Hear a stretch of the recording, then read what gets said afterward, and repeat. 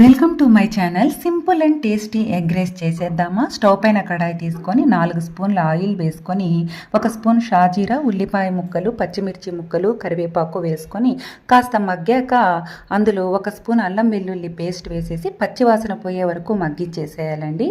Next అందులో పసుపు, ఉప్పు, కారం, ధనియాల పొడి అన్నీ వేసుకొని బాగా కలిపేసేసుకొని అందులో 4 to 5 ఎగ్స్ని ఈ విధంగా కొట్టుకొని పోసుకోవాలండి.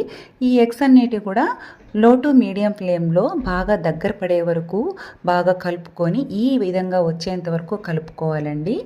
చూడండి ఈ విధంగా. నెక్స్ట్ అందులో హోమ్ మేడ్ గరం మసాలాను కూడా వేసేసి బాగా కలిపేసుకొని 2 నిమిషాలు మగ్గాక 2.5 కప్పు ఉడికించిన రైస్ని వేసేసి కలిపేసుకుంటే టేస్టీగా ఉండే ఎగ్ రైస్ తయారైపోతుంది. ఈ ఎగ్ రైస్ అనేది లంచ్ బాక్స్లోకి బాగా సెట్ అయిపోతుందండి. ఆఫ్టర్నూన్కి తినడానికి చాలా టేస్టీగా ఉంటుంది.